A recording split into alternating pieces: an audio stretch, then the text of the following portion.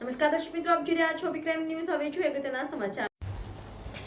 જિલ્લા collector doctor Saurabh પારગીની અધ્યક્ષતામાં જિલ્લા સંકલન અને ફરિયાદ સમિતિની બેઠક મળી.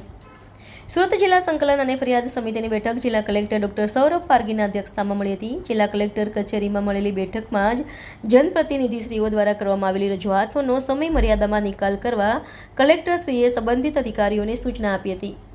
બેઠકમાં ધારાસભ્ય શ્રી મનુભાઈ પટેલે ઉધના મત વિસ્તારમાં પસાર થતી 2 હાઈ ટેન્શન લાઇનનો અંડરગ્રાઉન્ડ કરવાની રજૂઆત સંદર્ભે જેડકોના અધિકારીઓએ ભેસ્તાનથી ગોવાલક જતી લાઇનને અંડરગ્રાઉન્ડ કરવાની મંજૂરી મળી ચૂકી છે, જેનું કામ આગામી સમયમાં શરૂ કરવામાં આવનાર હોવાની વિગતો આપી હતી.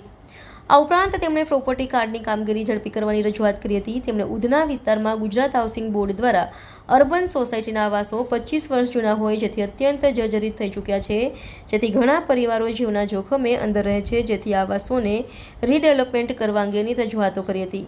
તેમણે પાંદેસરા જીઆઈડીસી મિલોમાં કોલસીના ઉપયોગના કારણે આસપાસની રહેણાંક વિસ્તારોમાં કોલસીની રજ ઉડાડવાથી લોકોના સ્વાસ્થ્ય પર અસર થતી રહી હોય જે રજૂઆત સંદર્ભે કલેક્ટરશ્રીએ સ્થળ મુલાકાત લઈને યોગ્ય કાર્યવાહી કરવા જીપીસીબીના અધિકારીને જણાવ્યું હતું. રિપોર્ટર નૈતિક રેશમવાળા, સુરત.